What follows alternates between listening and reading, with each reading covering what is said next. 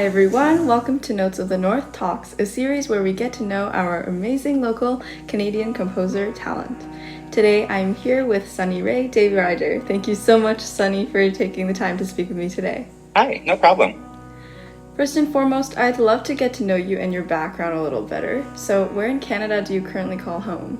I'm currently residing in Lethbridge, Alberta, but where I'm from, the Kainai Blood Tribe is actually just bordering the city. And we have like this massive territory in Treaty 7 in southern Alberta. So to give some context, I think where my home is on the reserve, we're maybe a half hour away from the American border. Oh. So that's how far south we are. Okay. Are those the primary places that you feel connected to? Well, yeah, of course, because, first of all, it's my home. It's not only my home where I currently reside, but traditionally, ancestrally, this was our territory. It was our traditional homeland. So I do feel a deep connection in that sense, of course. Perfect. How did you first start composing? Let's see, I just got to collect it all again. Well, I started with the piano. So I started playing when I was about 14. And then I think I composed my first piano piece when I was 16. And I entered a music festival, actually, with it in our region called the Kiwanis Music Festival. And they had this big award ceremony at the end of it, and I got adjudicator's prize, which was a fancy way of saying first place in the festival, right? So it was, and then the rest was history. And Kickstart. Yeah. If you could describe your musical style as a composer in 3 words, what would they be and why? See, that's a hard one because I actually dip my feet or toes into a lot of genres, right? So I guess modern classical would be one word, and then it kind of borders on this quasi minimalistic kind of approach with things, and then spiritual.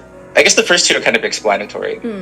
I guess if you're familiar with the musical different subcategories of musical genres, minimalism is kind of in its own, and I do touch on elements of that. So, and if you ever heard my music, you'll kind of hear elements of that, especially my earlier works. And I guess spiritual because as a Blackfoot person, Indigenous person, I'm very connected through ceremony and ritual and through my land, and I like to investigate that part of myself through my music. It's just one avenue of my music, but for the most part, because my mentor talked about, Dr. Arlen Schultz talked about intentionality. So I think in my music, I'm trying to recreate that sacred space in myself. That's really and I guess sonically, so. What is one of your works that you feel best represents this musical style? I guess all of it. One would be called Orogeny, actually. And it's a piano trio for, piano, violin, and cello. Because it's kind of a big piece, per se, in the time sense, the way that things unravel. Because I think we don't, and it really encapsulates that minimalist feel, if you ever heard it, quite well. And I think it encapsulates my spiritual aspects of myself. So, and I think I got to go back to the title Orogeny. It's actually a geological term for mountain forming. And so where I'm from, I'm very close to the Rocky Mountains. So, and that's always been my view growing up as a kid. Waking up was the first thing I saw as the mountains. And when I was a teenager, I partied all night. The first thing I saw was the mountains, in the sunlight, right? When the sun rose in the east. But I have a very close connection to that. So I think titling that and just having a special affinity for the sciences too, and appreciating the geological time sense of how, it took a long time for these mountains to form. And so I think in my music, especially that track, I try to emulate that sound, that time sense, right? It's really elongated, and it takes some time to get things going, right? I see. So. Yeah, following a little bit on that theme, several others of your works, including Stormmaker, Fireflies, and Spirit or Moon Song, these all follow a common theme of the natural world. Could you speak a little more towards how your work is shaped by this theme and or how you're inspired by it? It's funny because I think a lot of people think that the land is external from us, and as being an Indigenous person, and any Indigenous person, and just someone who's a nature lover, would understand that it's not really separate from us. Like we are the land. And, it's easy to say that, but I guess to explore that, for myself personally, I had to explore, like, well, how am I connected to land? What is it that comes through? Why do I have like this strong sense of belonging to land, right? So, and I guess I just try to explore those concepts in my music, because when I like to think my music comes through me, in a sense. And to quote an ethnomusicologist, his name was Bruno Nettle, he did quite an extensive study on Blackfoot music in general. And, to quote him, but this is something that I think all Blackfoot people know, and Indigenous people know, is that music is not how we communicate with, the other side, the spiritual. It's how the spiritual connects with us and communicates to us. So it was pretty interesting. It was like, oh, that's it. That's what I know, right? I had this white guy tell me, and I was like, oh, I knew that already. But, put the thoughts into words, Yeah, I love to see how deeply connected you are to your roots, and how this is woven through your pieces. How have these compositions connected you closer to Canada and your cultural history? I wouldn't say that my music is Canadian, first of all, because being Indigenous in Blackfoot, and just going through the history that, Indigenous people are older than the concept of Canada. And so I really try not to tie my music to a nationalistic kind of identity, right? Interesting. Okay. Because even though I am a Canadian, legally, but to identify as a Canadian is a little rocky relationship, of course, with the government. And I'm allowed to say that being Indigenous. Okay. A little bit of a trickier question then. What has been one of your greatest challenges on your musical journey this far? I guess just trying to learn and adapt and just kind of push my own boundaries in a sense too. And I think being a person of color in general in this classical music spheres where it is predominantly white, especially coming from being academically trained in it through Western institutions, it's still very whitewashed. We have music theory and musicology is getting better, but we're trying to find ways that intersect because being Indigenous, especially my perspective of music, it's all intersectional, right? It's not just a performance. It's not, it's functional for Indigenous people. We use it for prayer. We use it to welcome people home. We use it to honor other people, right? And one of those functions too, like I mentioned earlier, is how I connect with my spirituality, or how it connects with me, which just happens to be music. What is one of your greatest sources of inspiration? Well, right now, I guess, because I go through these phases. Again, it's always, I try to tie it to the land.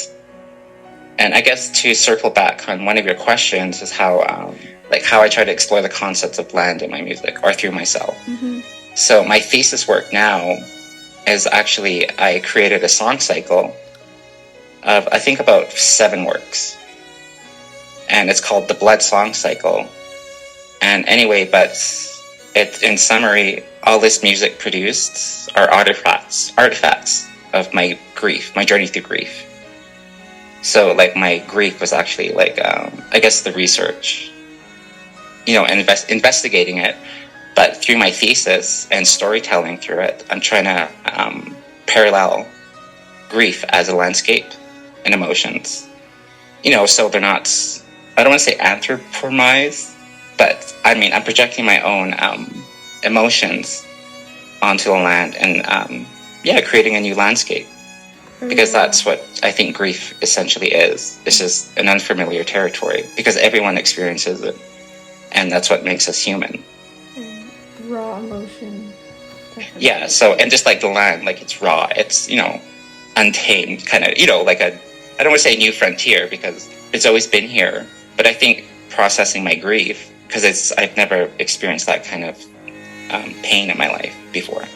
Over loss, I should specify I lost my grandmother, which was very much our matriarchy of our family. And then, just processing that journey through myself. So what do you see as the future of composition? I guess both here in Canada and globally. I'm not too sure, because it is very now and how hyper-connected we are, especially to other artists and ideas. It could go a lot of ways. But I think what I'm interested in is indigenous futurism. Like, how is that going to look, in terms of music, like, say, like modern. If we go into classical spheres of music, like, how is that going to look for modern indigenous composers? Like, how can we push that boundary? And how can we make a platform for ourselves and be a little, because, being indigenous, like, we're kind of fortunate. It's small enough that we're still connected and we have a community, right? But I think globally, we'd like to be a little more recognized, and our contributions to classical music and how we can change it. Definitely. And I guess another question that ties into that is, do you find it challenging, or do you find it hard to appeal to current listening audiences? Is that something you keep in mind when you write? Actually, no. I write music for myself, first of all, and then I've never really had, some people may not get it, and I guess that goes for every artist, right? There's going to be people who get your work and people who don't. Absolutely. And it's fine, it's perfectly okay. So, but I think myself having a platform and getting more recognition, I'm not too sure. I always circle back to this because it is a big point, because being Indigenous composer, it is a little different for us, right? Especially when, we go back in history where, again, where music was tied to, nationalism. They wanted that Indian sound, right? So there's these expectations from us, what's Indigenous, not from us, but from other people. And I guess sometimes being Indigenous, we can fall into that trap into those expectations. Because sometimes those expectations, and I'm not sure if I'm pronouncing it right, antiquating us, again, that's when I go back to Indigenous futurism. Like, what's it going to be? What's it going to sound like? Okay, well, as a last message, do you have anything you would like to share with the listeners? Final words of wisdom? I don't know. I guess, because, I guess I've been in, academia for life. I've been a student for a long time. So if I had a word of wisdom to my fellow students, I guess go to class. All right. Then that's pretty much everything. Thank you so much.